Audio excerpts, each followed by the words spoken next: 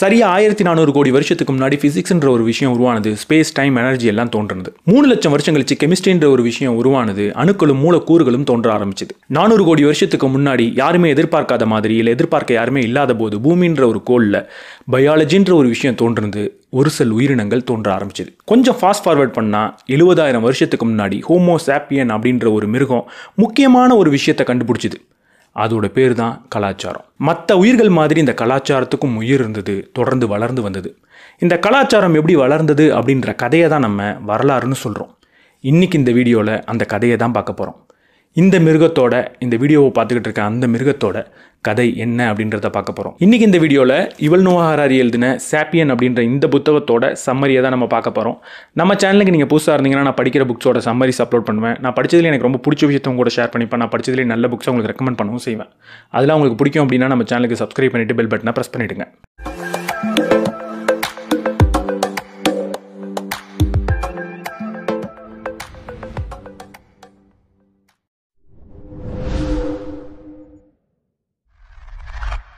ஒருவேளை 20 லட்சம் வருஷத்துக்கு முன்னாடி தற்செயலாக ஈஸ்ட் ஆஃப்ரிக்காவுக்கு நீங்கள் போயிருந்தீங்கன்னா மனுஷன் மாதிரியே சில மிருகம் சுற்றிக்கிட்டு இருக்கிறத பார்த்துருப்பீங்க. என்னடா இந்த மிருகத்துக்கு போட்டி தெரியுது, பொறாமை தெரியுது, வஞ்சகப்படுது, அடுத்தவன் ஏமாத்திடுவானோன்னு பயப்படுது, இதெல்லாம் மனுஷன் மட்டும்தானே செய்யணும், இந்த மிருகம் ஏன் செய்யுதுன்னு நீங்கள் யோசிச்சா அது மனுஷன்தான்.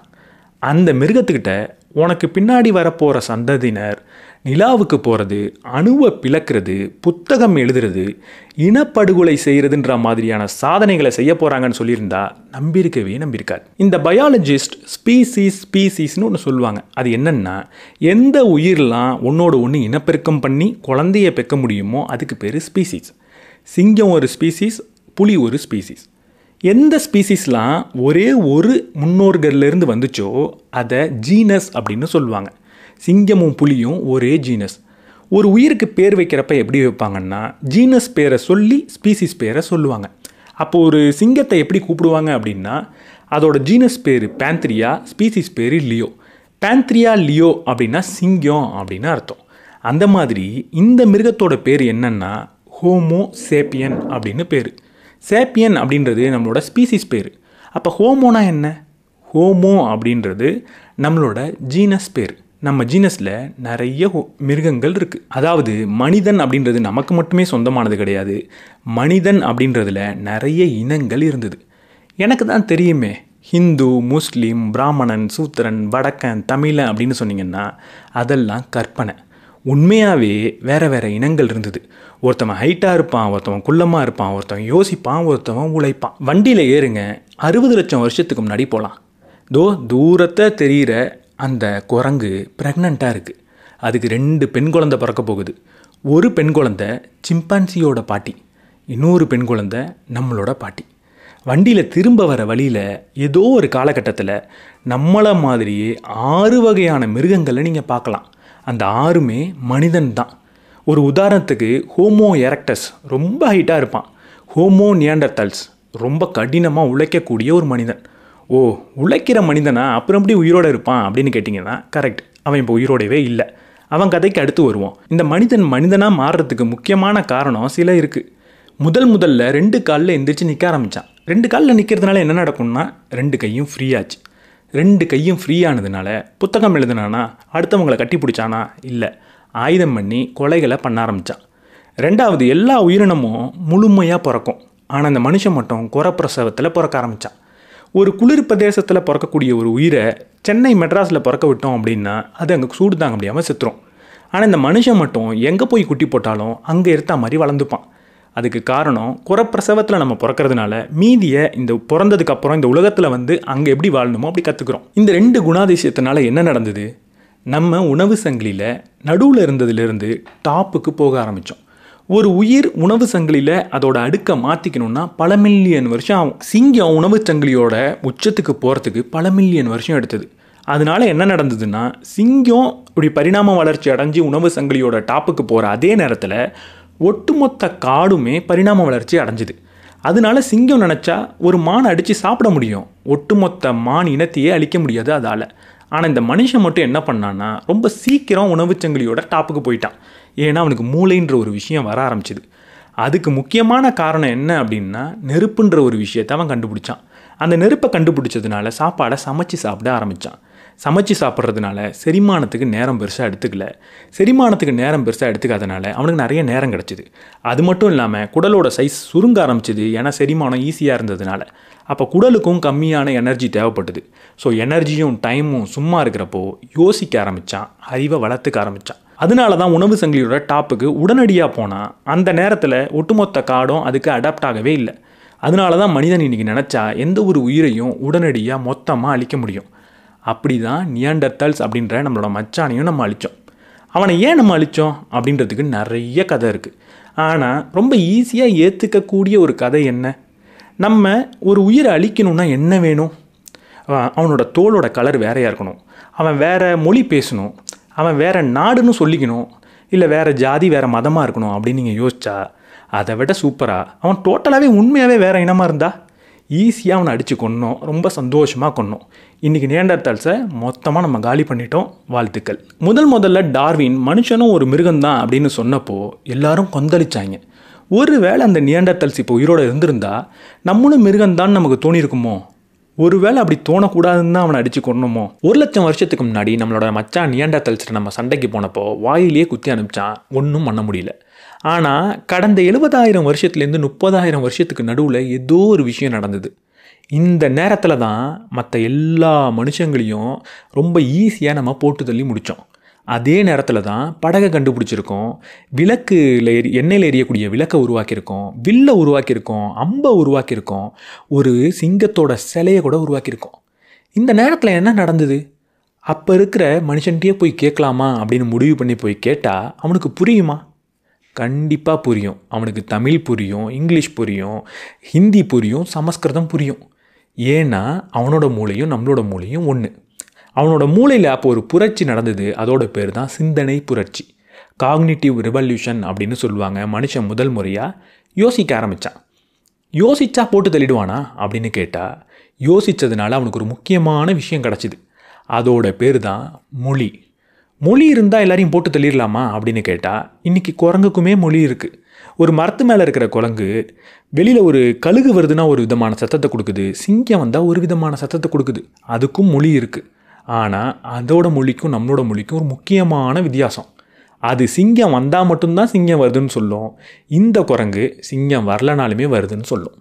நம்மளால் பொய் சொல்ல முடியுன்ற ஒரு விஷயந்தான் நம்மளை அடுத்தவங்களை போட்டு தள்ளுற அளவுக்கு பெரிய ஆளாக மாற்றுனுச்சு. ஒரு குரங்கால சிங்கம்னு சொல்ல முடியும், ஆனால் நம்மளால் என்னோடய ராசி சிம்ம ராசி அப்படின்னு சொல்ல முடியும். இன்றைக்கும் ஆஃபீஸில் எவனாவது ஒருத்தவனை போட்டு தள்ளணுன்னா அவனை பற்றி நம்ம எல்லாரும் புறம் பேசுவோம். புறம் பேசுறது மூலிமா நம்ம எல்லாரும் ஒன்றா சேருவோம். அவனை கொஞ்சமாக ஒதுக்கி வச்சு போட்டு தள்ளுறது ஈஸியாக இருக்கும். அதே கதை தான் அன்றைக்கும் நடந்தது. கடவுள்கள் மூலியமாகவும் மதம் மூலியமாகவும் நியாயம், தர்மம், நீதி, உரிமை அப்படின்றதெல்லாம் பேசி நம்ம எல்லாரும் ஒன்றா சேர்ந்து மற்றவங்களை போட்டு தள்ளணும். 30,000 வருஷத்துக்கு முன்னாடி மனிதன் ஒரு கருவியை எப்படி செஞ்சானோ அதே அளவு ஸ்கில் தான் இன்றைக்கும் அவனுக்கு இருக்குது. அவனோட திறனில் பெரிய வளர்ச்சி வரவே இல்லை. அப்புறம் எப்படி 30,000 வருஷத்துக்கு முன்னாடி செஞ்ச ஒரு ஈட்டிக்கும் இன்றைக்கி செய்கிற அணுகுண்டுக்கும் இவ்வளோ வித்தியாசம்? அப்போ எது மாறி இருக்குன்னு பார்த்தா மனிதனோட திறன் மாறல, மனிதன் கூட்டமாக சேர்ற அந்த திறன் தான் மாறி இருக்கு. நமஸ்காரம், சலாம் அலைக்கும், ஹெயில் ஹிட்லர் இப்படின்லாம் சொல்கிறது மூலியமாக என்னால் முன்பின் தெரியாத ஒரு நபரை என்னோட நபர் மாதிரி உணர முடிஞ்சுது. அவன் கூட சேர்ந்து வேலை செய்ய முடிஞ்சுது. அவன் கூட சேர்ந்து வேலை செய்கிறப்போ என்னால் ஈஸியாக மற்ற இனங்களை அழித்து எறியவும் முடிஞ்சுது. இந்த கடவுளாக இருக்கட்டும், மதமாக இருக்கட்டும், நியாயமாக இருக்கட்டும், நீதியாக இருக்கட்டும், தர்மமாக இருக்கட்டும், மனித உரிமையாக இருக்கட்டும், பெண் உரிமையாக இருக்கட்டும், சட்டமாக இருக்கட்டும், நாடாக இருக்கட்டும், இது எதுவுமே ரியலாக கிடையாது. இது எல்லாமே நம்மளோட கற்பனையில் தான் இருக்குது. ஒருவேளை என் கண்ணால் பார்க்குற விஷயத்தை பற்றி மட்டும்தான் நான் பேசுவேன் அப்படின்னா ஆறு, ஆடு, மாடுன்றதை தான் என்னால் பேச முடியுமே தவிர நீதி, நேர்மை, நியாயம்ன்ற விஷயங்களை என்னால் பேசவே முடியாது. அப்போ இதெல்லாம் பொய்யா அப்படின்னு கேட்டால் அதுதான் கிடையாது. இப்போ நான் சொன்ன எந்த ஒரு விஷயமுமே பொய் கிடையாது. கடவுள்ன்றது பொய் கிடையாது. ஒரு உதாரணத்துக்கு இப்போ ஒரு பேப்பர் எடுத்து என்னால் கிழிக்க முடியுமானா கிழிக்க முடியும், கிழிச்சு தூக்கி எறிஞ்சிருவேன். ஆனால் ஒரு 500 ரூபாய் நோட்டை எடுத்து கிழிக்க சொன்னால் கிழிக்க மாட்டேன். ஏன்னா அதுக்கு ஒரு மதிப்பு இருக்குது. ரெண்டுமே பேப்பர் தான். ஆனால் இந்த பேப்பருக்கு மட்டும் மதிப்பு எப்படி வந்துச்சு? நம்ம எல்லாருமே அந்த பேப்பருக்கு மதிப்பு இருக்குன்னு நம்புறதுனால உண்மையாகவே அந்த பேப்பருக்கு மதிப்பு வந்துருச்சு. அப்போ என்னால் கிழிக்க முடியாது. இந்த பேப்பருக்கு மதிப்பு இருக்குன்னு ஒரு ஆதிகால மனிதன்கிட்ட சொன்னால் நம்ப மாட்டான். எப்போ நம்ம எல்லாரும் நம்புகிறோமோ அப்போ தான் அந்த பேப்பருக்கு மதிப்பு வருது. அதே மாதிரி தான் கடவுளையும் நம்ம எல்லாரும் நம்புகிறப்போ கடவுளும் உண்மையாகிறார். மனுஷன் தப்பு செய்யாமல் தடுக்கிறது தான் கடவுளோட வேலை அப்படின்னா, நான் தப்பு செய்கிறப்ப கடவுள் என்னை தண்டிச்சிருவாருன்னு நான் நம்பி தப்பு செய்யாமல் இருந்தால் அந்த கடவுள் உண்மையாக மாறிடுறார். அந்த மாதிரி இன்றைக்கி நீதியும் நேர்மையும் நியாயமும் உண்மையாயிடுச்சு. ஏன்னா நம்ம எல்லாரும் அது இருக்குன்னு நம்புறதுனால. இந்த மாதிரி நம்பிக்கை நமக்கு ஒரு மிகப்பெரிய பயனை கொடுத்தது. நம்மளோட குணாதிசயங்களை இயற்கையை சார்ந்து இல்லாமல் நம்மளாலேயே மாற்றிக்க முடியுன்ற ஒரு சக்தியை நமக்கு கொடுத்தது. ஒரு சிங்கத்திட்ட போய் இதுக்கப்புறம் நீ மாமிசம் சாப்பிடக்கூடாது, வெறும் இலைத்தலைகளை தான் சாப்பிட்ணுன்னு சொன்னால் அதால் சாப்பிட முடியாது. அது இலைத்தலைகளை சாப்பிட்ற மாதிரி ஒரு மிருகமாக மாறணுன்னா பல மில்லியன் வருஷம் எடுத்துக்கும். ஆனால் மனுஷன்கிட்ட நீ நாளிலிருந்து வெஜிடேரியன் தான் சாப்பிட்ணும், நீ ஒரு பிராமணன் அப்படின்னு சொன்னால் அவன் அதை நம்பினா போகிறோம், அவன் இலைத்தலைகளை மட்டும் சாப்பிடுவான். ஸோ பல மில்லியன் வருஷம் அவன் வெயிட் பண்ணுன்ற அவசியமே கிடையாது. இந்த மாதிரி நம்பிக்கைகள் மனிதனுக்கு ஒரு சூப்பர் பவரை கொடுத்தது. அந்த சூப்பர் பவரோட பேர் தான் அவனோட பிஹேவியரை அடுத்த ஒரு எவல்யூஷனை சாராமல் மாற்றிக்கிற திறன். இப்படி அவனோட பிஹேவியரை மாற்றிக்கிறதுக்காக அவன் உருவாக்கி வச்சிருக்க நம்பிக்கையை தான் நம்ம கலாச்சாரம் அப்படின்னு சொல்கிறோம். இந்த கலாச்சாரம் தொடர்ந்து எப்படி மாறிக்கிட்டே இருக்குன்றது தான் நம்ம வரலாறு அப்படின்னு சொல்கிறோம். இந்த சிந்தனை புரட்சி நடக்கிறதுக்கு முன்னாடி வரைக்கும் மனிதனோட கதையை பற்றி நம்ம பேசணும் அப்படின்னா நம்ம பயாலஜி பேசணும். இந்த சிந்தனை புரட்சி நடந்ததுக்கப்புறம் மனிதனோட கதையை நம்ம பேசணும் அப்படின்னா வரலாறு பேசணும். பேசலாமா? இந்த மனிதனோட வாழ்க்கையில் ஒரு பொற்காலம் இருந்தது. கிட்டத்தட்ட 30,000 வருஷத்துக்கு முன்னாடி அவன் வேட்டையாடிக்கிட்டு இருந்த காலம்தான் அவனோட பொற்காலம். அப்போ தான் அவன் மிகப்பெரிய புத்திசாலியாக இருந்தான். அனைத்து வேலைகளையுமே அவனே தான் செஞ்சுக்கணும். கடையில் போய் காசு கொடுத்து ஒரு வேலையை வாங்கவே முடியாது.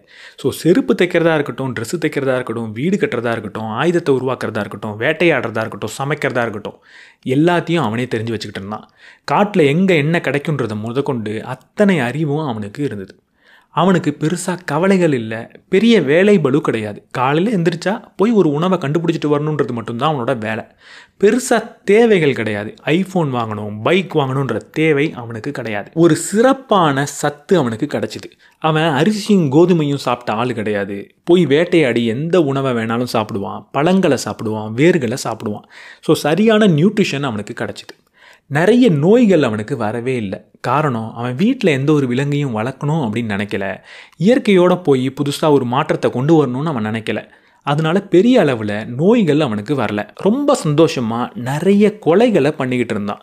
ரொம்ப கவலையே படாமல் யாரை வேணாலும் அவன் கொல்லலாம். ஸோ கொலைகளை பண்ணிக்கிட்டு ரொம்ப நிம்மதியாக இருந்தான்.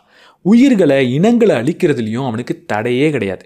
சிம்பிளாக சொல்லணுன்னா அந்த காலத்தில் அவன் 90% உயிர்களை அழிச்சிட்டான். இன்றைக்கி நம்மள்ட்ட இருக்கிறது வெறும் 10% தான். அந்த 10%த்தில் நம்ம கொஞ்சம் குறைச்சிருக்கோம். ஆனால் 30,000 வருஷத்துக்கு முன்னாடியே 90% உயிர்களை அவன் அழிச்சிட்டான். இன்னும் சிம்பிளாக சொல்லணுன்னா, சக்கரத்தை கண்டுபிடிக்கிறதுக்கு முன்னாடியே இந்த மேமோத் அப்படின்னு சொல்லப்படக்கூடிய ரொம்ப அழகான யானையை 50% அழித்து முடிச்சிருந்தான். இப்படி சந்தோஷமாக வாழ்ந்துக்கிட்டு இருந்த அந்த மனிதனோட வாழ்க்கையில் ஒரு பெரிய விஷயம் குறுக்கிட்டுச்சு.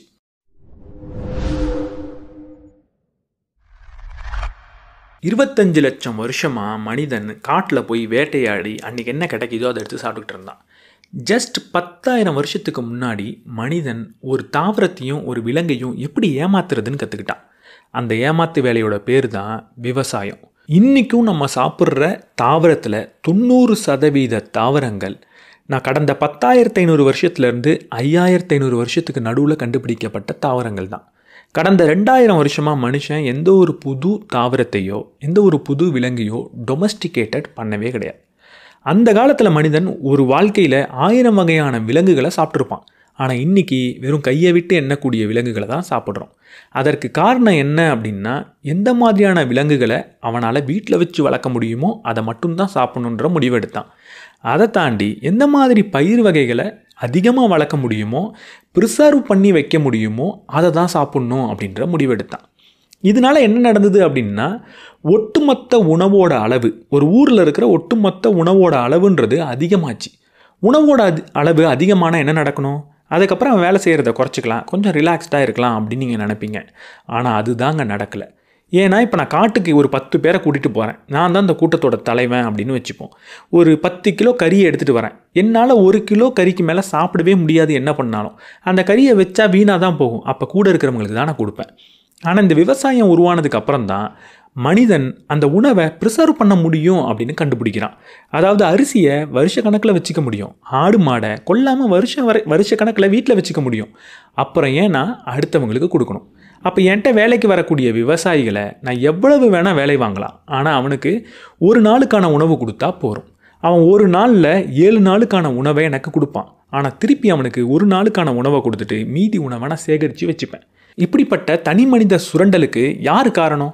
ராஜாக்களா, நில முதலைகளா அப்படின்னு கேட்டால் அவங்கெல்லாம் கிடையாது. இதுக்கெல்லாம் காரணம் அரிசியும் கோதுமையும் சோளமும் தான். பொதுவாக டொமஸ்டிகேட்டட் அப்படின்ற ஒரு வார்த்தையை பயன்படுத்துவோம். டொமஸ்டிகேட்டட் அப்படின்னா என்ன? இப்போ ஆடு மாடுலாம் டொமஸ்டிகேட்டட் அனிமல், அதாவது வீட்டில் வச்சு வளர்க்கப்பட்ட அனிமல். அந்த விலங்குகளை வீட்டில் நம்ம ஏன் வச்சு வளர்த்தோம்? ஏன்னா அது நம்மளோட தேவைகளை பூர்த்தி பண்ணும் அப்படின்ற ஒரு காரணத்துக்காக. நமக்கு சட்டை கொடுக்கும், நமக்கு சாப்பாடு கொடுக்கும், நமக்கு பால் கொடுக்கும், நமக்காக வேலை செய்யும் அப்படின்றதுனால அதை வீட்டில் வச்சு வளர்த்தோம். அதுக்கு நம்ம என்ன கொடுத்தோம்? சாப்பாடு மட்டும் கொடுத்தோம். இப்படி நம்ம செஞ்சோன்னா அதுக்கு பேர் டொமஸ்டிகேஷன். இதை செய்கிறது மூலியமாக அதோட எண்ணிக்கை ரொம்ப அதிகமாக வளரும். ஆதி காலத்தில் வெறும் கையை விட்டு எண்ணக்கூடிய அளவில் தான் ஆடு இருந்தது, ஆனால் இன்றைக்கி லட்சக்கணக்கில் இருக்குது.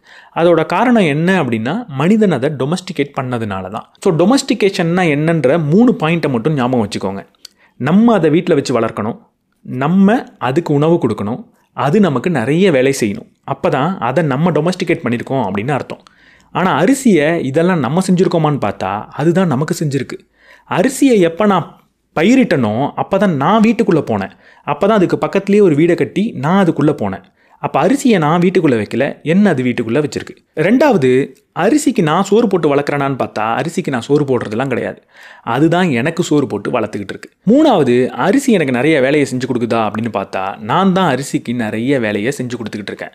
அதை நடுறதுலேருந்து அதுக்கு ஏதாவது களை இருந்தால் எடுக்கிறது, அதுக்கு ஏதாவது பூச்சி வந்ததுன்னா அதை அடித்து துரத்துறதுன்னு அதுக்கு நிறைய வேலைகளை நான் செய்கிறேன். அது எனக்கு சாப்பாடு மட்டும் கொடுக்குது. என்னை வீட்டில் அடைச்சி என்கிட்டேருந்து நிறைய வேலை வாங்கி எனக்கு சோறு மட்டும் போட்டு வளர்த்தா அரிசியை நான் டொமஸ்டிகேட் பண்ணியிருக்கேன்னா அது என்ன டொமஸ்டிகேட் பண்ணியிருக்கா? அதுதான் நம்மளை டொமஸ்டிகேட் பண்ணியிருக்கு, நம்மளை அதிக அளவில் வளர்த்துருக்கு. அதன் மூலியமாக அது பயன்பெற்று அதோட எண்ணிக்கையும் அது வளர்த்துக்குச்சு. இந்த விவசாயம் பண்ண ரொம்ப ரொம்ப முக்கியமான ஒரு விஷயம் என்னென்னா எதிர்காலத்தை உருவாக்குனது. காட்டில் போய் வேட்டையாடக்கூடிய ஒரு மனிதனுக்கு எதிர்காலம்னு ஒன்று கிடையவே கிடையாது. அவன் என்ன செய்வான்னா காலைல போவான், சாப்பாடு எடுத்துகிட்டு வந்து நைட்டு சாப்பிடுவான். அவனோட சிந்தனை அன்றைக்கி இரவு வரைக்கும் தான் இருக்கும். ஆனால் எப்போ விவசாயம் உருவானதோ அவனால் எதிர்காலத்தை பற்றி யோசிக்க முடிஞ்சுது. இன்றைக்கி பயிர் போட்டிருக்கோம், எப்போ இது அரிசியாக மாறும்? இன்றைக்கி ஆடு வச்சுருக்கோம், இன்னும் எத்தனை வருஷத்துக்கு உயிரோடு இருக்கும் அப்படின்னு எதிர்காலத்தை பற்றி யோசிக்க ஆரம்பித்தான். இப்படி யோசித்தது அவனுக்கு கவலைகளை கொடுத்தது. அதுக்கு முன்னாடி வரைக்கும் மனிதனுக்கு கவலைன்றது கிடையாது. அவனுக்கு சோகம் வரும், அவனுக்கு பிடித்த ஒரு நபர் இறந்து போனால் சோகமாக ஃபீல் பண்ணுவான். அவன் வீட்டுக்கு வெளியில் ஏதோ ஒரு புலி ஓடுற சத்தம் கேட்டதுன்னா பயப்படுவான். ஆனால் எதிர்காலத்தை நினச்சி கவலைப்பட்டுக்கிட்டு அவன் இருந்ததே கிடையாது. எப்போ எதிர்காலத்துக்காக என்னால் ஒரு செயலை செய்ய முடியும்னு மனிதன் நினச்சானோ அப்போ தான் அந்த எதிர்காலத்தை பற்றி கவலைப்பட ஆரம்பித்தான். இந்த கவலை என்ன செஞ்சுது அப்படின்னா அவனை இன்னும் கடினமாக உழைக்க வச்சுது. இன்றைக்கி சாப்பாடு இருக்குது, அடுத்த மாதத்துக்கு சாப்பாடு இருக்குது, ஆனால் அடுத்த வருஷத்துக்கு சாப்பாடு இல்லையே அப்படின்னு நினச்சி வேகமாக உழைச்சான். இப்படி அவன் இன்னும் கடினமாக உழைச்சதுனால என்ன நடந்தது? இன்னும் அதிகமான பயிர்களும் உணவும் ப்ரொடியூஸ் பண்ணப்பட்டுச்சு. இப்படி நிறைய உற்பத்தி பண்ணப்பட்ட உணவுப் பொருட்களை பாதுகாக்கிறது ரொம்ப கஷ்டம். இதெல்லாம் நான் பத்திரமா பார்த்துக்கிறேன் அப்படின்னு ஒருத்தவன் உருவானான். கொஞ்ச நாளில் இந்த உணவெல்லாம் என்கிட்ட கொடுத்து வை, ஏன் அரண்மனையில் நான் பத்திரமா வச்சுக்கிறேன் அப்படின்னு சொன்னான். காலப்போக்கில் இதெல்லாம் நீ என்கிட்ட தான் கொடுக்கணும் அப்படின்னு சொன்னான். அவனோட பேர் தான் ராஜா. இந்த உணவெல்லாம் வாங்கி அவன் என்ன செஞ்சான்? இந்த உணவெல்லாம் வாங்கி அரசியல் செஞ்சான், போர் செஞ்சான், கலை செஞ்சான், தத்துவங்கள் செஞ்சான். அரசியலும் போரும் கலையும் ஒரு தேவைதானே, அவசியமான தேவைதானே அப்படின்னு நம்ம நினைக்கலாம்.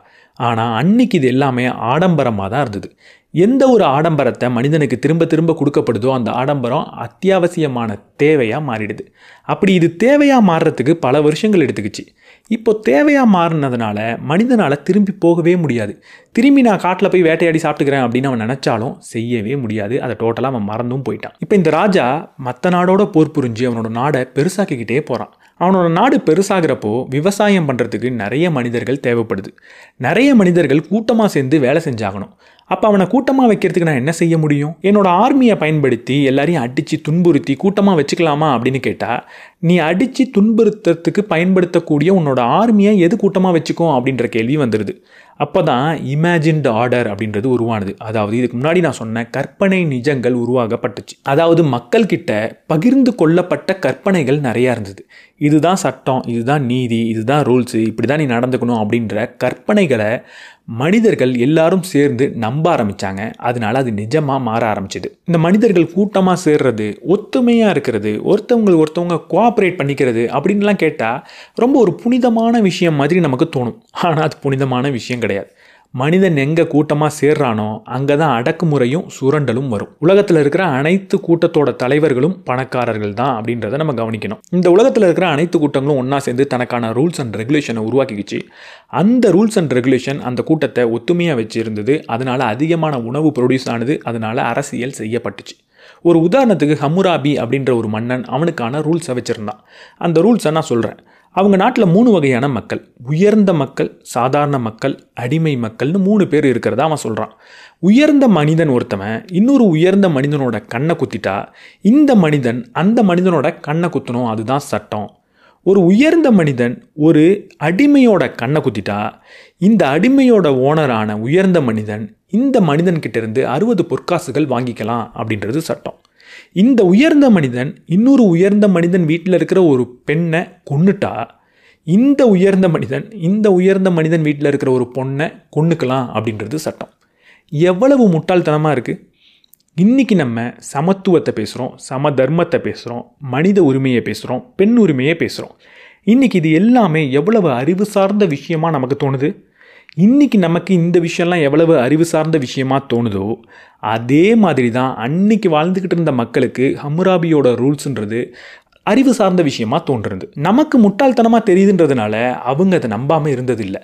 ஒருவேளை எதிர்காலத்தில் வரக்கூடிய மனிதர்களுக்கு நம்ம நம்புகிற விஷயம் கூட முட்டாள்தனமாக இருக்கலாம், அது நமக்கு தெரியாது. எப்படி ஒரு விஷயம் ஆழமாக நம்பப்படுது, அதுக்கப்புறம் அது முட்டாள்தனமாக மாறுது? ஏன்னா அதெல்லாம் உண்மை இல்லை அப்படின்றதுனால தான். ஒருத்தவன் உயர்ந்தவன் ஒருத்தவன் தாழ்ந்தவன் அப்படின்னு சொன்னால் அதெல்லாம் உண்மை இல்லை அப்படின்னு நம்மளால் புரிஞ்சிக்க முடியுது. ஆனால் சமத்துவம் அப்படின்றதும் மனித உரிமை அப்படின்றதும் உண்மை இல்லைன்னு சொன்னால் நம்மளால் நம்ப முடியாது. இந்த உலகத்தில் உண்மையாக மனிதர்கள் சமம் கிடையாது. அனைத்து மனிதர்களும் சமமாக படைக்கப்பட்டார்கள் அப்படின்னு சொல்கிறது ஒரு பொய். மனிதர்கள் படைக்கப்படலை, மனிதர்கள் சமமும் கிடையாது. நானும் என்னோடய ஃப்ரெண்டும் நேற்று வெளியே போகிறோம், எனக்கு சளி பிடிச்சிருச்சு, அவனுக்கு பிடிக்கல, அப்புறம் எப்படி நாங்கள் 2 பேரும் சமம்? இங்கே மனிதர்கள் சமம் கிடையாது, வெவ்வேறு தான். மனிதர்கள் படைக்கவும் படலை, அவங்க பரிணாம வளர்ச்சி தான் அடைஞ்சிருக்காங்க. அப்போ அனைத்து மனிதர்களும் சமமாக படைக்கப்பட்டார்கள்ன்றது பொய். அனைத்து மனிதர்களும் வெவ்வேறு விதமாக பரிணாம வளர்ச்சி அடைந்தார்கள் அப்படின்றது தான் உண்மை. இங்கே நமக்கு உரிமையும் உண்மையாக கிடையாது. இந்த உலகத்தில் உரிமைன்ற ஒரு விஷயமே கிடையாது. இந்த உலகத்தில் இருக்கிறது என்ன அப்படின்னா உறுப்புகளும் திறனும் குணமும் தான் இருக்குது. ஒரு பறவை பறக்கிறது ஏன்? பறக்கிறதுக்கான உரிமை எதுக்கு இருக்குது அப்படின்னு நீங்கள் சொல்லக்கூடாது. பறவை பறக்கிறதுக்கு காரணம் அதுக்கு ரெக்கை இருக்குது, பறக்க தெரியும், பறக்கிறது அதோட குணம். எனக்கு பேசுகிறதுக்கான உரிமைலாம் கிடையாது. எனக்கு பேசுகிறதுக்கு வாய் இருக்குது, பேச தெரியும், பேசுகிறது என் குணம், அவ்வளவுதான். அப்போ இந்த நம்பிக்கையெல்லாம் பொய்ன்னு சொல்கிறியா? மனித உரிமையாக இருக்கட்டும், சமத்துவமாக இருக்கட்டும், இதெல்லாம் பொய்ன்னு நீ சொல்கிறியானா அதெல்லாம் பொய் கிடையாது. அதெல்லாம் உண்மையும் கிடையாது, அதெல்லாம் பொய்யும் கிடையாது. ஏன்னா நம்ம எந்த ஒரு விஷயத்தை நம்புகிறோமோ அது பொய் இல்லாமல் ஆயிடுது, அது நிஜமாகவே ஆயிடுது. நான் முதல்ல சொன்ன பணம் மாதிரி, கடவுள் மாதிரி இந்த நம்பிக்கைகளும் உண்மையாக மாறிட்டு வருது. ஆனால் அது நிரந்தரமான உண்மை கிடையாது அப்படின்றது தான் நான் சொல்கிறேன்.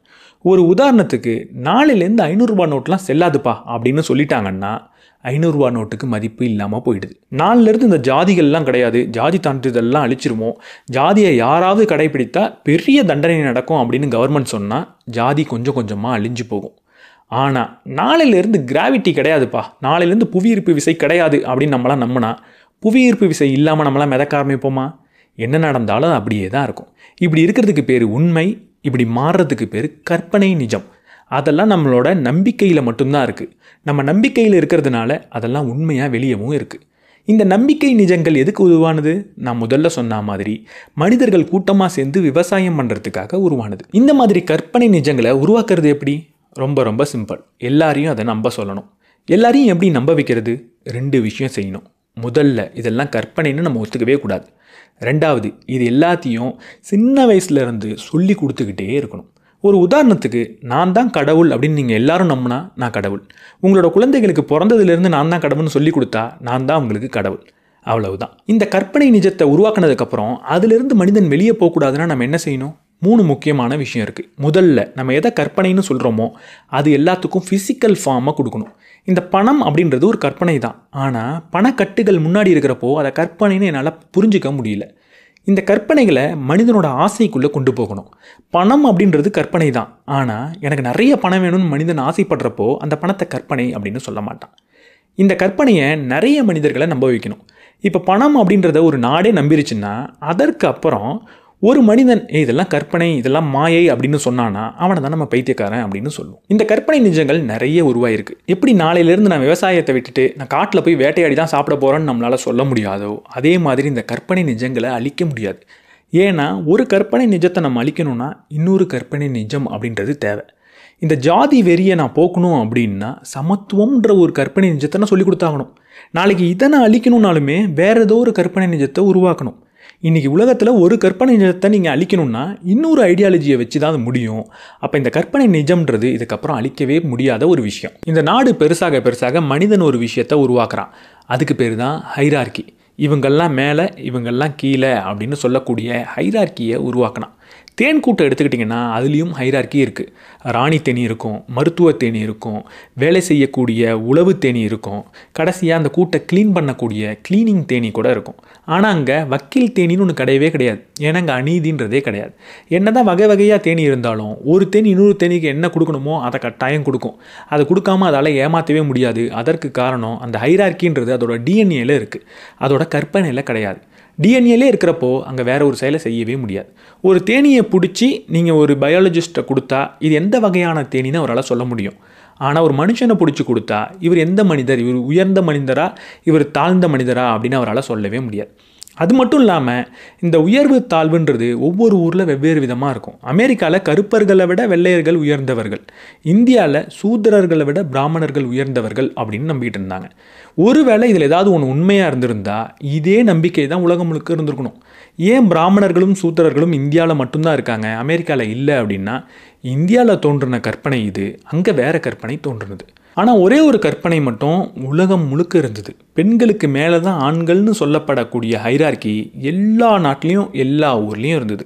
பெண்கள் படிக்கக்கூடாதுன்றதா இருக்கட்டும், பெண்கள் வீட்டு வேலையை மட்டும்தான் செய்யணுன்றதா இருக்கட்டும், பெண்கள் கல்யாணம் ஆனதுக்கப்புறம் ஆண்களோட வீட்டுக்கு தான் போயிடணுன்றதா இருக்கட்டும், ஏதேதோ வகையில் பெண்கள் ஆண்களுக்கு கீழே தான் அப்படின்றது எல்லா நாட்டிலையும் எல்லா ஊர்லேயும் எல்லா கலாச்சாரத்துலேயும் இருந்தது. கிட்டத்தட்ட எல்லா நாகரிகமும் பெண்ணை ஒரு ப்ராப்பர்ட்டியாக தான் பார்த்தாங்க. இதை நான் தமிழில் சொன்னேன்னா பெண்ணை ஒரு சொத்தாக பார்த்தாங்கன்னு சொல்லிடுவேன். அதை உடனே தவறாக நம்ம புரிஞ்சுப்போம். சொத்தாக பார்க்குறது ரொம்ப ரொம்ப மோசமான விஷயம். இது என்னோடய சொத்து, இந்த மைக்கு, நாளைக்கே இதை நான் உடச்சி தூக்கி எறிஞ்சால் யாரும் கேட்க முடியாது. சொத்துன்றது உயிரற்ற பொருள்களோ இல்லை அனுமதிக்கப்பட்ட உயிர்களையோ நான் வச்சுக்கிறதுக்கு பேர் தான் சொத்து.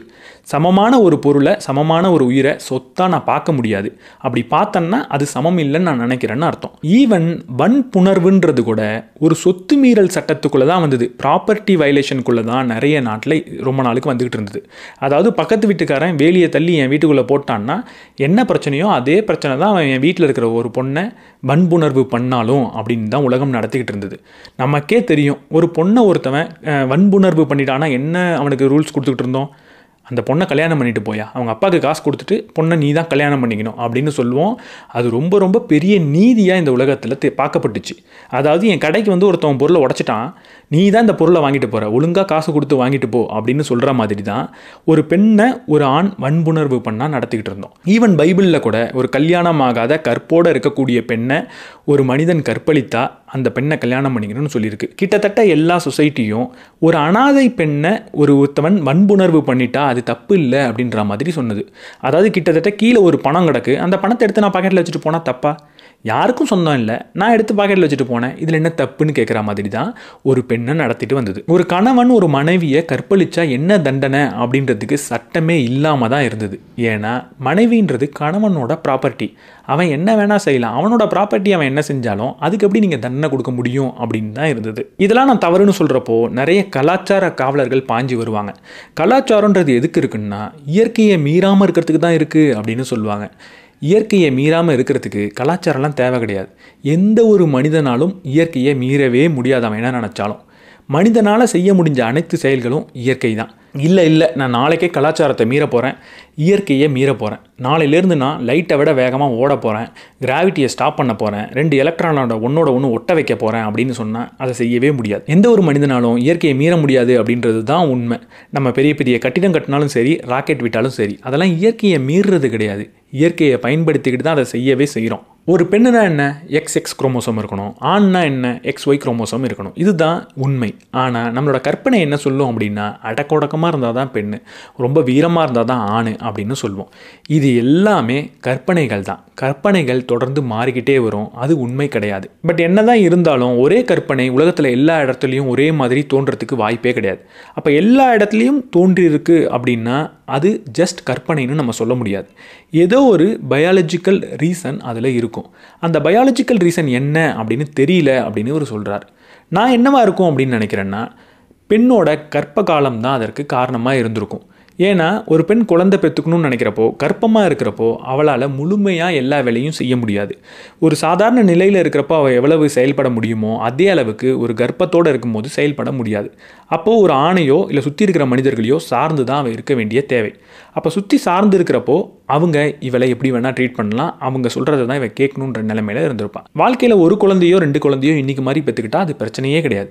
ஆனால் எப்போவுமே நான் குழந்தை பெற்றுக்கிட்டே தான் இருப்பேன், என்னால் முடிஞ்ச அளவுக்கு நான் குழந்தையை பெற்றுப்பேன் அப்படின்ற சூழலில் இருந்தால் பெண் ஆண்களை சார்ந்து தான் இருப்பாள். எப்போ சார்ந்து இருக்காலோ அங்கே அடிமைப்படுத்தப்படுவாள். இந்த கதை எதை நோக்கி தான் போயிட்டுருக்கு அப்படின்னு கேட்டால், இந்த கதை ஒரு இடத்த நோக்கி தான் போயிட்டுருக்கு.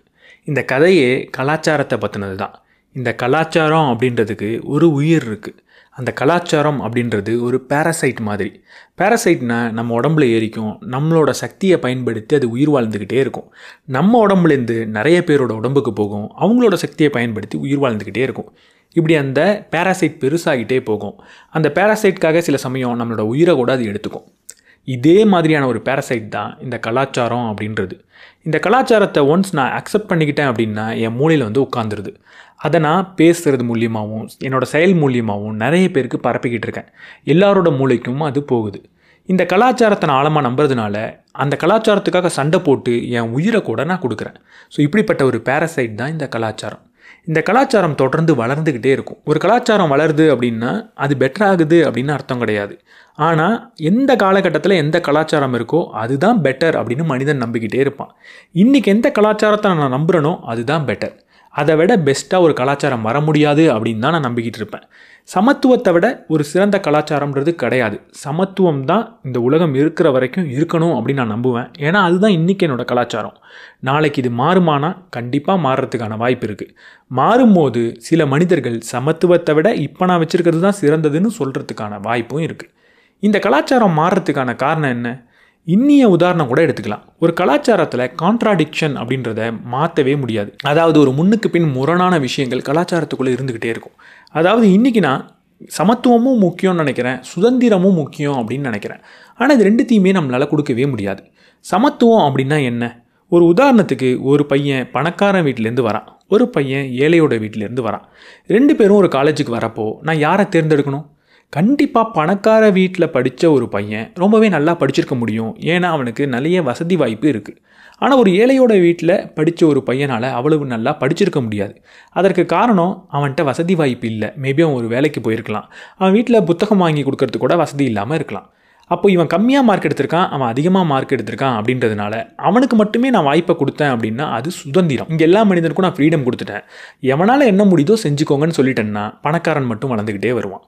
ஆனால் சமத்துவம் அப்படின்றது இவனும் வளரணும் அப்படின்னு நினச்சி இவனுக்கு ஒரு பெனிஃபிட்டை கொடுக்குறது.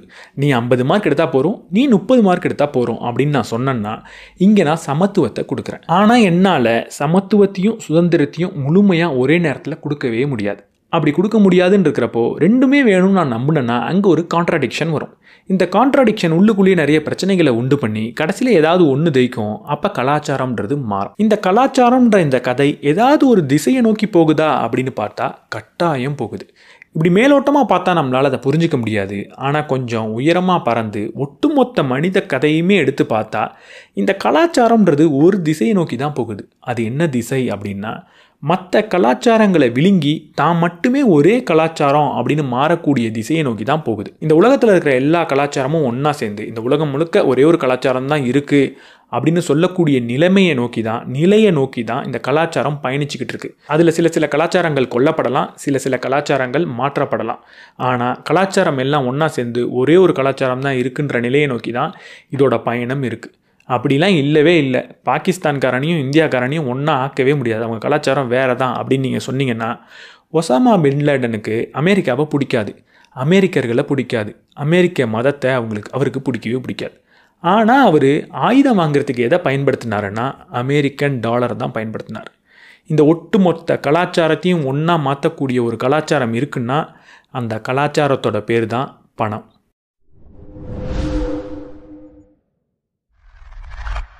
நார்த் ஆஃப்ரிக்காவில் இருந்த முஸ்லீம் வணிகர்கள்லாம் சில காயினை பயன்படுத்தினாங்க. அந்த காயினோட பேர் ஃப்ளோரண்டைன் ஃப்ளோரைன், வெனாட்டியன் டியூகாட், நியோபொலிட்டன் கிக்லியாட்டோ அப்படின்ற மாதிரியான காயின். இதெல்லாம் என்ன காயின்ஸ் அப்படின்னு கேட்டால் இது எல்லாமே கிறிஸ்டின் நாடுகள் பயன்படுத்திக்கிட்டு இருந்த காயின். அந்த நேரத்தில் தான் முஸ்லீம் மன்னர்கள் கிறிஸ்டியானிட்டியை ரொம்ப தீவிரமாக எதிர்த்துக்கிட்டு இருந்தாங்க.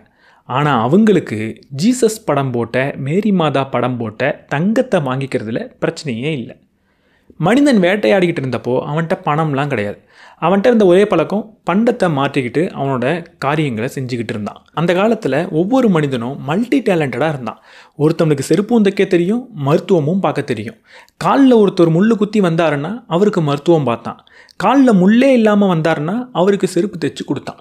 இப்படி ஒவ்வொரு வேலையும் என்னெல்லாம் செய்ய முடியுமோ யார் எந்த வேலையை கேட்டாலும் செஞ்சு கொடுத்துக்கிட்டு இருந்தான்.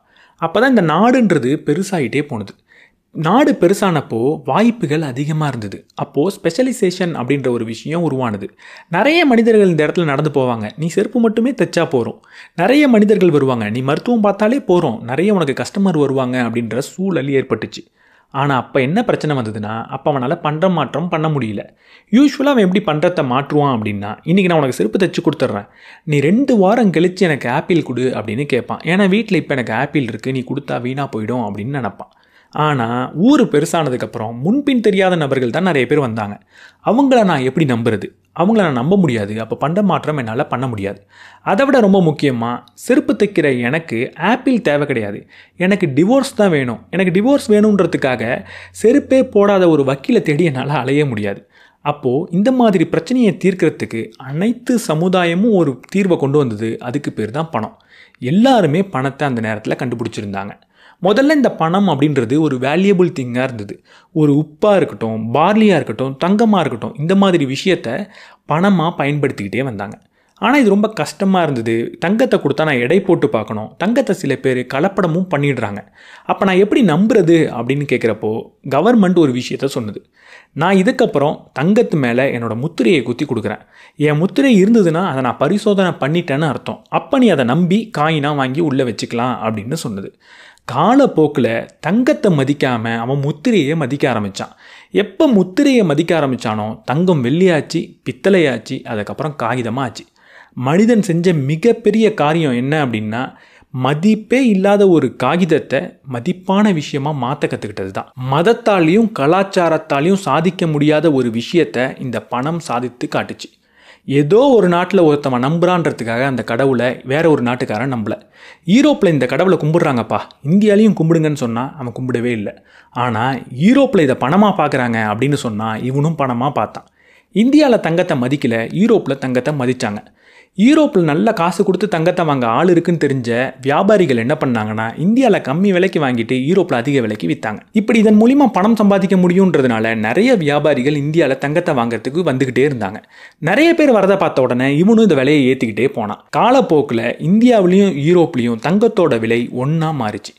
யூரோப்பில் இருக்கிற ஒரு மதத்தை இங்கே மதிக்கலை, ஆனால் அங்கே இருக்கிற பணத்தை இவனும் பணமாக பார்க்க கற்றுக்கிட்டான். அது மட்டும் இல்லாமல் என் மதமாக இருந்தாலுமே உன்னை நான் நம்ப மாட்டேன் அப்படின்னு சொல்லிக்கிட்டு இருந்தான்.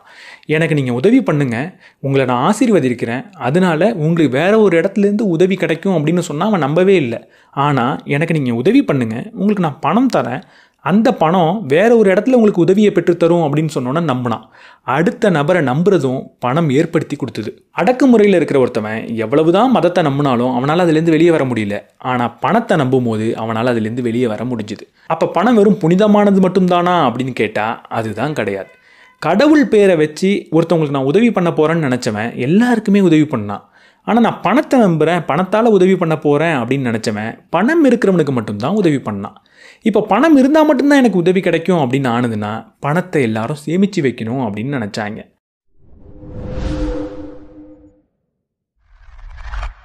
மனுஷன் பணத்தை விட சிறப்பான ஒரு விஷயத்தை கண்டுபிடிச்சான். அதோட பேர் தான் அறியாமை. கிபி 1000 ஒரு நபர் கோமாக்கு போயிட்டு கிபி 1500 முழிச்சிருந்தாரு அப்படின்னா பெருசாக எந்த ஒரு மாற்றத்தையும் பார்த்துருக்க மாட்டார். நாடுகளோட எல்லைகள் வேணால் மாறி இருந்திருக்கலாம். ஆனால் அதே நபர் கடந்த 500 வருஷத்தில் கோமாக்கு போயிட்டு இப்போ கண்ணை முழிச்சிருந்தாரு அப்படின்னா நான் சொர்க்கத்துக்கே வந்துட்டேனா அப்படின்னு கேட்பாரு, இல்லை நான் நரகத்துக்கு வந்துட்டனோ அப்படின்னு பயந்துருப்பார். பல லட்சம் வருஷமாக கிபி 1500 வரைக்கும் மனிதனோட தொகையை எந்த அளவுக்கு உயர்த்திருந்தான் அப்படின்னா 50 கோடி வரைக்கும் தான். ஆனால் கடந்த 500 வருஷத்தில் அதை 7 மடங்கு உயர்த்தி இப்போ 800 கோடியாக இருக்கான். இன்றைக்கி அமெரிக்காவில் இருக்கிற ஒரே ஒரு பேட்டில் ஷிப் அன்றைக்கி உலகத்தில் மிகப்பெரிய பவராக இருந்த பிரிட்டிஷை சுத்தமாக அழிச்சிட்டு வர முடியும். மெகாலியன் அப்படின்றவர் 1522 உலகத்தையே சுற்றி பார்க்க போகிறேன்னு கிளம்புனார். 3 வருஷம் கழிச்சு நான் உலகத்தை சுற்றிட்டேன் அப்படின்னு அவர் சொல்கிறப்போ அவர் கூட போன அத்தனை மாலுமிகளும் இறந்து போயிருந்தாங்க. அவருமே அந்த ப்ராசஸில் இறந்துட்டார். ஆனால் இன்றைக்கி இந்த வீடியோவை பார்த்துட்டு இருக்க நீங்கள் ஒரு மிடில் கிளாஸாக இருந்தால் போகிறோம், உலகத்தையே நீங்கள் சுற்றிட்டு வந்துடலாம். அதுக்கு 2 நாள் தான் ஆகும். அணுகுண்டை கண்டுபிடிச்சதுலேருந்து நிலாவுக்கு போன வரைக்கும் மனிதன் செய்கிறதுக்கு முக்கியமான காரணம் இன்னொரு புரட்சி. அந்த புரட்சியோட பேர் தான் அறிவியல் புரட்சி. இந்த அறிவியல் புரட்சி ஏற்படுறதுக்கு ஒரு முக்கியமான காரணம் ஒரு மந்திர வார்த்தை தான். அந்த மந்திர வார்த்தை இக்னோரமஸ். ஏதோ ஹாரி பாட்டரில் வர மந்திரம் மாதிரி இருக்கும், ஆனால் இக்னோரமஸ் அப்படின்றது ஒரு லத்தீன் வார்த்தை. ஆங்கிலத்தில் இக்னோரன்ஸ் அப்படின்னு சொல்லலாம், தமிழில் அறியாமைன்னு சொல்லலாம். எனக்கு தெரியாதுன்னு மனிதன் எப்போ ஒத்துக்கிட்டானோ அப்போ அறிவியல் புரட்சி நடந்தது. அது வரைக்கும் எது நடந்தாலுமே அவனுக்கு அதுக்கு பதில் தெரிஞ்சிருந்தது. இது கடவுள் செய்கிறாரு, கடவுளோட கோபம், கடவுளோட சந்தோஷம் அப்படின்னு பதில் சொல்லிக்கிட்டே இருந்தான். முதன்முறையாக இது ஏன் நடக்குதுன்னு எனக்கு தெரியல அப்படின்னு நம்ம சொன்னப்போ அங்கே அறிவியல் புரட்சி ஏற்பட்டது. முதல் முறையாக ஒரு ஆப்பிள் கீழே விழுறப்போ இது கடவுளால் விழுது அப்படின்னு சொல்லாமல், கடவுள் எனக்கு உணவு கொடுக்குறாருன்னு சொல்லாமல், ஏன் இது கீழே விழுந்ததுன்னு தெரியலன்னு சொன்னப்போ அவன் ஒரு விதியை கண்டுபிடிச்சான். முதல் முறையாக வெளியே பார்க்குற நிகழ்வுகளை கதையாக மாற்றாமல் கணிதமாக மாற்ற கற்றுக்கிட்டான். அப்போ ஏற்பட்ட புரட்சி தான் அறிவியல் புரட்சி. அதனால் இந்த உலகமே ஒட்டு மொத்தமாக மாறிச்சு. அப்போ இதற்கப்புறம் விஞ்ஞானிகள் தான் இந்த உலகத்தை கண்ட்ரோல் பண்ணுவாங்களா அப்படின்னு கேட்டால் அதுதான் கிடையாது. ஏன்னா டொனால்ட் ட்ரம்ப்புக்கு நியூக்ளியர் ஃபிசிக்ஸ் தெரியாமல் இருக்கலாம், ஆனால் அவருக்கு அணுகுண்டு என்ன செய்யும் அப்படின்றது தெரியும். ஒரு விஞ்ஞானிக்கு எது உண்மையோ அதுதான் அறிவு. ஆனால் ஒரு அரசியல்வாதிக்கு எது பயனளிக்குமோ அதுதான் அறிவு. சயின்ஸால் எல்லா பிரச்சனைக்கும் தீர்வு கிடச்சிரும் அப்படின்னு நம்ம நம்பலாம். சயின்ஸுமே எல்லா பிரச்சனைக்கும் தீர்வை கொடுக்கக்கூடியதாக இருக்கலாம். ஆனால் எந்த பிரச்சனை தீர்க்கப்படணும் அப்படின்றத முடிவெடுக்கிறது அரசியலும் மதமும் பொருளாதாரமும் மட்டும்தான். இன்றைக்கி நடக்கிற அனைத்து அறிவியல் ஆராய்ச்சிக்கு கூட பணம்ன்றது தேவை. அதுக்கு பொருளாதாரமோ மதமோ அரசியலும் உதவி பண்ணி தான் ஆகணும். சயின்ஸால் என்ன இருக்குது அப்படின்னு சொல்ல முடியும், ஆனால் என்ன இருக்கணும்னு சொல்கிறதுக்கு பொருளாதாரமும் அரசியலும் மதமும் தேவைப்படுது. அப்போ இந்த அறிவியல் அப்படின்றது தனிச்சையாக இயங்கவே முடியாது. இந்த அறிவியலுக்கு ஒரு உயிரே கிடையாது. இந்த அறிவியலுக்கு உயிர் கொடுக்கக்கூடிய ஒரே விஷயம் மதமும் அரசியலும் மட்டும்தான். இந்த அறிவியலை யார் பயன்படுத்திக்கிட்டாங்களோ இல்லையோ, பொருளாதாரம் தனக்கு சார்பாக நல்லாவே பயன்படுத்திக்கிட்டு நிறைய இண்டஸ்ட்ரீஸை உருவாக்குனது, புதுசாக ஒரு மதத்தையே உருவாக்குனது. அந்த மதத்தோட பேர் தான் கேபிட்டலிசம். இந்த கேபிட்டலிசம்னா என்னென்னா எதிர்காலத்து மீதான ஒரு நம்பிக்கை அப்படின்னு நீங்கள் சொல்லலாம். 1000 வருஷத்துக்கு முன்னாடி என்கிட்ட இருக்கிற காசை ஒரு நபருக்கு கடன் கொடுக்கணுன்னா 1000 தடவை யோசிப்பேன். இந்த பணத்தை எப்படியும் வந்துட்டு நான் கொடுத்துருவேன், இவனால் கண்டிப்பாக திருப்பி கொடுக்க முடியாது அப்படின்னு நான் நம்பிக்கிட்டு இருந்திருப்பேன். ஏன்னா எதிர்காலம் அப்படின்றது மோசமாக தான் ஆகும் அப்படின்னு நான் நினச்சிக்கிட்டு இருந்தேன். ஆனால் இன்றைக்கி என்னோடய பணத்தை என்கிட்ட வச்சுக்கிறதுக்கு தான் எனக்கு பயமாக இருக்குது. பேங்க்கில் போட்டுடலாம், எஃப்டியில் போட்டுடலாம், ஸ்டாக் மார்க்கெட்டில் போட்டுடலாம், கோல்டில் போட்டுடலாம் அப்படின்னு பணத்தை அடுத்தவங்கள்ட்ட கொடுக்கணும் அப்படின்னு நினைக்கிறேன். ஏன்னா அடுத்தவனோட எதிர்காலம் நல்லா தான் இருக்கும். என் பணத்தை நான் ரிலையன்ஸில் போட்டால் அம்பானி இன்னும் பெரிய பணக்காரராக தான் ஆவார் அப்படின்னு நான் நம்புகிறேன். அதனால அவர் எனக்கு கொஞ்சம் வட்டி கொடுப்பாரு அப்படின்னு நான் நம்புகிறேன். எதிர்காலத்து மேலே நம்பிக்கையை ஏற்படுத்தினது கேபிட்டலிசம். அந்த நம்பிக்கையோட பேர் தான் கடன். இந்த நம்பிக்கையை கொடுத்ததுக்கு காரணம் இந்த கேபிட்டலிசம் அப்படின்ற பேர்லேயே விளக்கம் இருக்குது. கேபிட்டலிசம் அப்படின்னு தான் நம்ம சொல்கிறோமே தவிர வெல்த்திசம் அப்படின்னு சொல்லலை. கேபிட்டல்னா முதல், வெல்த்னா சொத்து. முன்னெல்லாம் பணக்காரன் நிறைய பணத்தை சேர்த்தா அதை வெல்த்தாக வச்சுருந்தான். தங்கத்தாலான உடையை போட்டுக்கிட்டான், ரொம்ப ஷோ ஆஃப் பண்ணான். ஆனால் இன்றைக்கி ஒரு பணக்காரன் நிறைய பணத்தை சம்பாதித்தா அதை வெல்த்தாக மாற்றலை, அதை முதலாக மாற்றுறான். எந்த பிஸ்னஸ் மூலியமாக சம்பாதிச்சானோ அதே பிஸ்னஸில் திரும்ப இன்வெஸ்ட் பண்ணுறான். அப்போ கண்டிப்பாக அவன் வளருவான் அப்படின்ற ஒரு நம்பிக்கையை நமக்கு கொடுக்குது. அதனால நம்மளால் கடன் கொடுக்கவும் முடியுது, கடன் வாங்கவும் முடியுது. ரொம்ப பியூராக இருக்கே பார்க்குறதுக்கு கேபிட்டலிசம் அப்படின்னு கேட்டால் அதுதான் கிடையாது. எப்படி இவ்வளவு நேரம் நம்ம பார்த்த விவசாயமாக இருக்கட்டும், இமேஜின்டு ஆர்டர்ஸாக இருக்கட்டும், பணமாக இருக்கட்டும், எல்லாமே ஏதோ ஒரு வகையில் சாதாரண மனிதர்களை சுரண்டி பெரிய மனிதர்களுக்கு சார்பாக இருந்ததோ அதே மாதிரி தான் இந்த கேபிட்டலிசமும் இருந்தது. தமிழில் அதனால தான் இதை முதல் துவம்னு சொல்லாமல் முதலாளித்துவம் அப்படின்னு சொல்கிறாங்க. ஏன்னா முதலாளிக்கு சார்பாக தான் இது இருக்குது. இந்த கேபிட்டலிஸ்டிக் மைண்ட் செட் வந்ததுக்கப்புறம் நிறைய பணத்தை சேர்க்கணுன்ற ஒரு எண்ணத்தை அது கொடுத்தது. அதனால தான் இந்தியாவை ஆட்சி பண்ணது பிரிட்டிஷ் கிடையாது. இந்தியாவை முதல்ல கைப்பற்றினதோட பேர் பிரிட்டிஷ் ஈஸ்ட் இந்தியா கம்பெனி. அது ஒரு மெர்ச்சன்ட். நெப்போலியன், மாவீரன் நெப்போலியன் பிரிட்டிஷை பார்த்து ஒரு தடவை சொல்கிறாரு, நீங்கள் கிங்டம் ஆஃப் ஷாப்கீப்பர்ஸ் அப்படின்னு சொல்கிறாரு. வணிகர்களோட சாம்ராஜ்யம் தான், நீங்கள் வணிகர்களை வச்சு தான் வேலை செய்கிறீங்க அப்படின்னு அவர் சொன்னார். இந்த வணிகர்களோட மைண்ட் செட் எப்போவுமே செல்ஃபிஷாக இருக்கிறதுல ஆச்சரியமே கிடையாது. இவங்க அமெரிக்காவை கைப்பற்றி அங்கே போனப்போ அங்கே இவங்களுக்கு டீ குடிக்கணும்னு இருக்குது. டீ குடிக்கணும்னா சர்க்கரை தேவை. சர்க்கரை தேவைன்னா கரும்புகள் தேவை. ஆனால் கரும்புகளே அங்கே இல்லை. அப்போ கரும்புகளை பயிரிடுறதுக்கு நிறைய வேலை செய்யணும். அந்த வேலையை யார் செய்வா? காசு கொடுத்து அவ்வளோ வேலையை செய்ய வைக்க முடியாது. அப்போ நமக்கு தேவை அடிமைகள் அப்படின்ற முடிவு எடுக்கிறாங்க. ஆப்பிரிக்காவிலேருந்து அடிமைகளை அமெரிக்காக்குள்ளே கொண்டு வராங்க. அதனால தான் இந்த கருப்பு வெள்ளை பிரச்சனையே ஆரம்பிச்சிது. இந்த அடிமைகளை அவங்களுக்கு யார் கொடுத்தான்னு பார்த்தா அதுவும் ஒரு கேபிட்டலிஸ்ட் தான். அடிமைகளை வியாபாரம் பண்ணக்கூடிய கம்பெனிஸ் அப்போ ஆப்பிரிக்காவில் இருந்தது. அந்த கம்பெனிஸ்லாம் லண்டனோட ஸ்டாக்ஸ் எக்ஸ்சேஞ்சில் லிஸ்டடாக இருந்தது. எல்லாரும் அந்த கம்பெனியில் இன்வெஸ்ட் பண்ணிக்கிட்டு இருந்தாங்க. எந்த கம்பெனியில்? அடிமையை வியாபாரம் பண்ணக்கூடிய கம்பெனியில். அது மட்டும் இல்லாமல் இந்தியாவிலேயே இதே மாதிரி நிகழ்வு நடந்தது. 1943 கிரேட் பெங்கால் ஃபெமைன் அப்படின்னு ஒரு பெரிய பஞ்சம் ஏற்பட்டது. அதற்கான முக்கியமான காரணம் என்ன அப்படின்னா இந்த கேபிட்டலிசம் தான். 2ஆம் உலகப் போர் நடந்த அந்த காலகட்டத்தில் எல்லாத்தையும் தன் கூடயே வச்சுக்கணும் அப்படின்னு பணக்காரர்கள் நினைத்தாங்க. அதனால என்ன செஞ்சாங்க அப்படின்னா, ஆட்சி அவங்க கையில் இருந்ததுனால எல்லாத்தோட விலையையும் ஏற்றுனாங்க. விலை ஏற்றினதோட காரணம் என்னென்னா, பணம் இருக்கவனால் மட்டும்தான் எந்த ஒரு பொருளையும் வாங்க முடியணும் அப்படின்னு அவங்க நினச்சாங்க. ஏன்னா போருக்கு தேவைப்படுது அப்படின்னு நினச்சாங்க. இதன் விளைவாக என்ன நடந்தது அப்படின்னா, பெங்காலில் ஒரு மிகப்பெரிய பஞ்சம் ஏற்பட்டது. 1 கோடி மனிதர்கள் இறந்து போனாங்க. இந்த அறிவியல் வழியாக பிறந்த இந்த கேபிட்டலிசமும் அக்ரிகல்ச்சர் மாதிரி பணம் மாதிரி தான் செயல்பட்டது. தனி மனிதனை சுரண்டி ஒட்டுமொத்த மனித சமுதாயத்தை அது வளர்க்க தான் செஞ்சுது. ஒட்டுமொத்த மனித சமுதாயம் பெருசாகிட்டே போனது. முன்ன எப்படி இருந்தாங்களோ அதை விட இப்போ பெருசானாங்க. ஆனால் அதுக்குள்ளே இருக்கிற ஒரு தனி மனிதனோட சஃபரிங் அப்படின்றது, ஒரு மனிதனோட சுரண்டல் அடக்குமுறைன்றது இன்னும் பெருசாக தான் ஆச்சு. இதுலேருந்து வெளியே போகிறதுக்கு வழி இருக்கா அப்படின்னு கேட்டால் இருக்குது. கம்யூனிசமை நான் ஃபாலோ பண்ணிவிடுவேன் அப்படின்னு நம்ம சொல்லிடலாம். ஆனால் அது நடக்காத காரியம். ஒரு விவசாயத்துக்குள்ளே வந்த ஒருத்தவன், என்னை விவசாயம் எனக்கு பிடிக்கல, என்னை ரொம்ப சுரண்டுறீங்க, நான் வேட்டையாட போகிறேன் அப்படின்னு சொன்னால், பணத்தை அதிகமாக பயன்படுத்தினவன் இதுக்கப்புறம்லாம் பணத்தெலாம் நான் நம்ப மாட்டேன்ப்பா, நான் இதுக்கப்புறம் பண்டமாற்று முறைக்கு போகிறேன் அப்படின்னு சொன்னால், ஒரு இமேஜின்ட் ஆர்டருக்குள்ளே, ஒரு கற்பனை நிஜத்தை ஏற்றுக்கிட்ட ஒரு கூட்டத்துக்குள்ளே இருக்கிற ஒருத்தவன் இதெல்லாம் நான் இதுக்கப்புறம் ஏற்றுக்க மாட்டேன் அப்படின்னு சொன்னால், அதெல்லாம் எப்படி நடக்காத காரியமோ அதே மாதிரி தான் இந்த கேபிட்டலிஸ்டிக் சொசைட்டியில் கம்யூனிசம் வரதுன்றது நடக்காத காரியம். இதெல்லாம் படத்தில் வேணால் சொல்லிக்கலாம். ஆனால் சைனா கம்யூனிஸ்ட் கண்ட்ரின்னு சொல்லிக்கக்கூடிய அவங்களே கம்யூனிசத்தை ஃபாலோ பண்ணுறதுலாம் கிடையாது. அங்கேயுமே அலிபாபா மாதிரியான பெரிய பெரிய நிறுவனங்கள் இருக்குது. அங்கேயுமே அதிகப்படியான ஏழைகள் அப்படின்றவங்க இருக்க தான் செய்கிறாங்க. எல்லாரும் கம்யூனிச சித்தாந்தத்தை பயன்படுத்தி ஆட்சியை பிடிக்கலாமே தவிர கம்யூனிச சித்தாந்தம் படி இதுக்கப்புறம் ஆட்சி பண்ண முடியாது.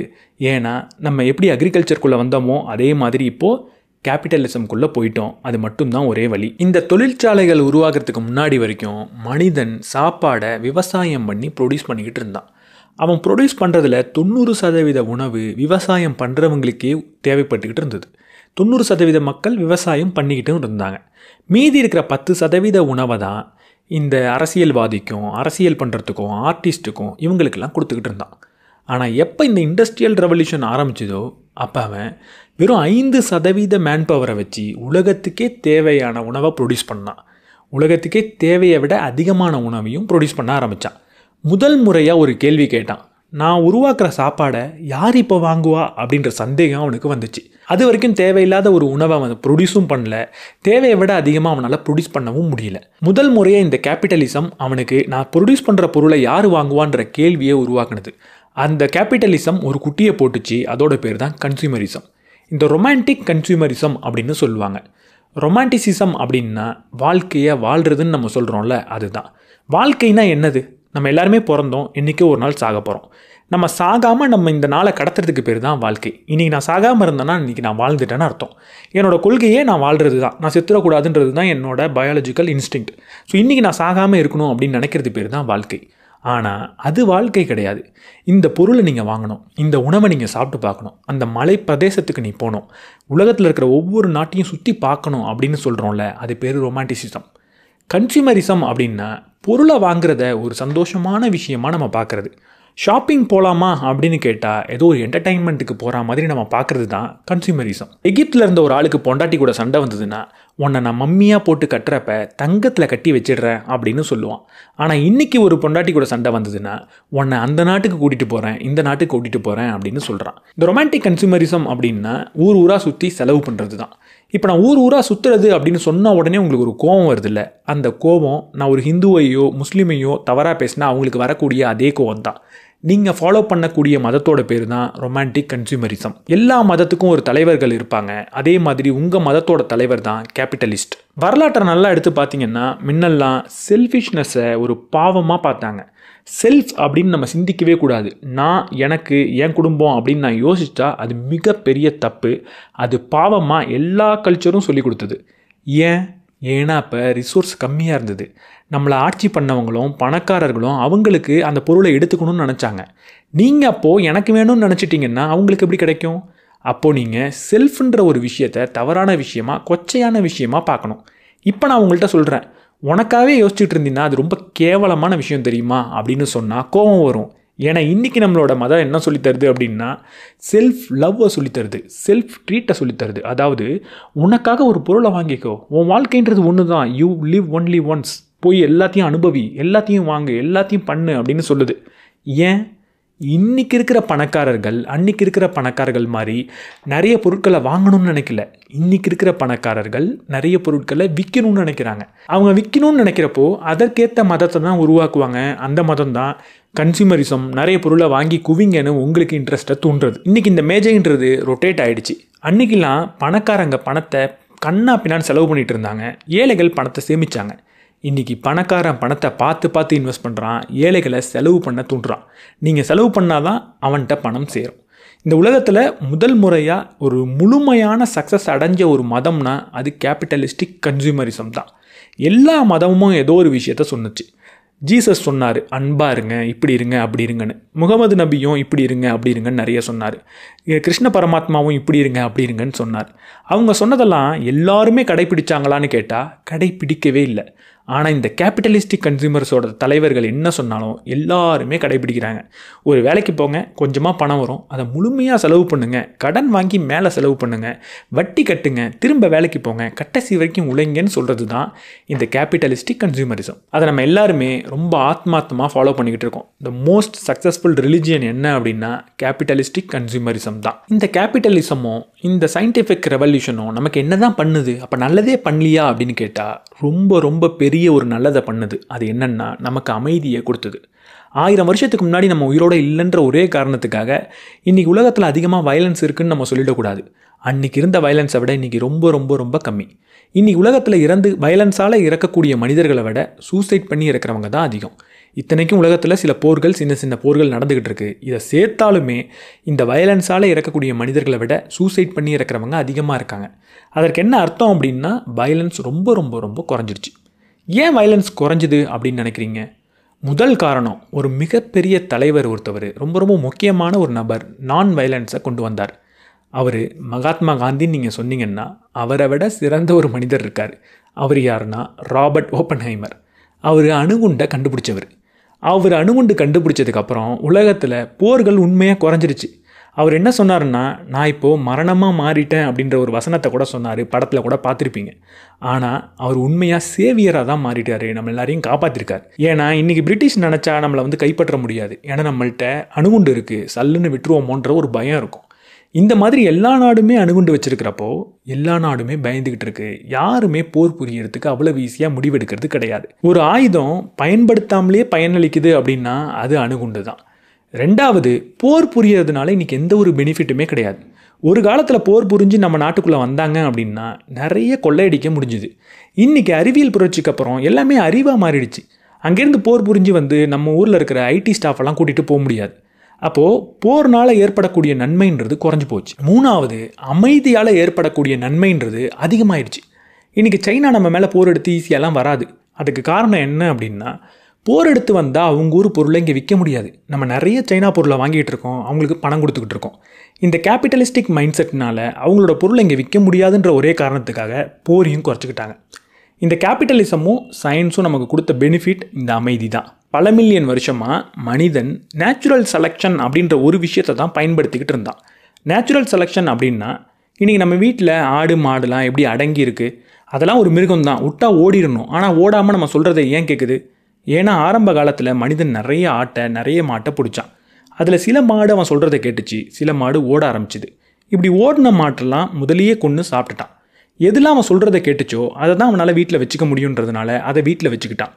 அதை இனப்பெருக்கம் பண்ணுறதுக்கு அளவும் பண்ணிக்கிட்டே இருந்தான். காலப்போக்கில் பல ஆயிரம் வருடம் கழித்து அந்த மாதிரி மாடு மட்டும்தான் உயிரோடு இருந்தது. அதுதான் இன்றைக்கி நம்ம பயன்படுத்துகிற மாடு. இதுக்கு பேர் தான் நேச்சுரல் செலெக்ஷன். எது வேணுமோ அதை மட்டுமே அவன் வச்சுக்கிட்டான். ஆனால் இன்றைக்கி இந்த நேச்சுரல் செலெக்ஷனை தாண்டி அறிவியலை பயன்படுத்தி ஜெனட்டிக்காக ஒரு மாட்டையோ ஒரு ஆட்டையோ அவனால் உருவாக்கவே முடியுது. மனுஷனோட காதை ஒரு எலியோட முதுகில் உருவாக்குறான். நம்ம அழிச்சு கொன்ன நியாண்டர்தல்ஸை திரும்ப உயிரோட கொண்டு வரணுமா அப்படின்னு யோசிக்கிறான். ஏன்னு கேட்டால், நம்ம தான் அடித்து கொன்னோம், அவரை திரும்ப கொண்டு வரது நம்மளோட பொறுப்பு அப்படின்னு சொல்கிறான். ஃபேக்ட்ரியில் வேலை பார்க்குறதுக்கு ஆள் இல்லை, நியாண்டர்தல்ஸ் நல்லா வேலை பார்ப்பாங்க அப்படின்னு சொல்கிறான். சில பேர் அவங்கள வச்சு நல்லா ஆராய்ச்சி பண்ணலாம் அப்படின்னு சொல்கிறான். இது எல்லாம் நமக்கு காட்டுற ஒரு விஷயம் என்ன அப்படின்னா, மனிதன் இன்னும் மனிதனாக இருக்கிறது இல்லை. இந்த அறிவியல் புரட்சி அவனுக்கு கொடுத்த ஒரு விஷயம் அவனை கடவுளாக மாற்றிருச்சு. இது எல்லாத்தையும் மனிதன் ஏன் பண்ணான்? இது எல்லாத்தையும் பண்ணதுக்கு ஒரே காரணம், இதெல்லாம் பண்ணால் அவனுக்கு சந்தோஷம் கிடைக்கும் அப்படின்னு நினச்சான். அதனால தான் காட்டில் சும்மா இருந்த ஒரு மனிதன் இன்றைக்கி இவ்வளோ தூரத்துக்கு வந்திருக்கான். ஆனால் இந்த சந்தோஷம் அவனுக்கு கிடச்சிதா அப்படின்னு கேட்டால் அதுதான் இல்லை. ஏன்னா சந்தோஷன்றது ஒரு மாயை. நமக்கு இது நடந்தால் சந்தோஷம் கிடச்சிரும் அப்படின்னு நமக்கு தோணலாம். ஆனால் அது நடந்ததுக்கப்புறம் நடக்காத இன்னொரு விஷயத்தை பார்த்து அது நடந்ததுக்கப்புறம் நமக்கு சந்தோஷம் கிடைக்கும் அப்படின்னு நம்ம நினைப்போம். இந்த ஒரு விஷயந்தான் நம்மளை வளர வச்சுது. அவன் விவசாயம் பண்ணால் சந்தோஷம் கிடச்சிரும் அப்படின்னு நினச்சான். ஆனால் விவசாயம் பண்ணதுக்கப்புறம் மதத்தை உருவாக்கணும் அப்படின்னு நினச்சான். மதத்தை உருவாக்குனதுக்கப்புறம் அது அறிவியலை நோக்கி போச்சு. இன்றைக்கி கேபிட்டலிசம் நோக்கி போயிருக்கு. நாளைக்கு இது இன்னொரு இடத்த நோக்கியும் போகும். இப்படி சந்தோஷத்தை தேடின ஒரு ஓட்டம் தான் மனிதனோட ஒட்டுமொத்த வரலாற்றையுமே உருவாக்கியிருக்கு. என்றைக்கோ ஒரு நாள் அவனுக்கு சந்தோஷம் அப்படின்றது கிடைக்குமா அப்படின்னு கேட்டால், சந்தோஷன்றது முழுமையாக கிடைக்கிறதுக்கான ஒரு வாய்ப்பு இருக்குது. அது என்னென்னா, எப்படி நமக்கு சிந்திக்கும் புரட்சி ஏற்பட்டு மூளையில் ஒரு மாற்றம் ஏற்பட்டு நமக்கு சிந்தனை உருவானதோ அதே மாதிரி என்றைக்கோ ஒரு நாள் நம்ம மூளையில் ஒரு நிரந்தரமான மாற்றம் ஏற்பட்டு ஒரு மியூட்டேஷன் நடந்து எப்போவுமே சந்தோஷம் மட்டும்தான் இருக்கும் அப்படின்ற ஒரு சூழல் ஏற்பட்டால் அந்த சந்தோஷம் கிடைக்கும். இல்லை சந்தோஷம் அப்படின்ற ஒரு உணர்வே மனிதனுக்கு இல்லாமல் போனாலும் அவனுக்கு அங்கே நிம்மதி கிடைக்கும்.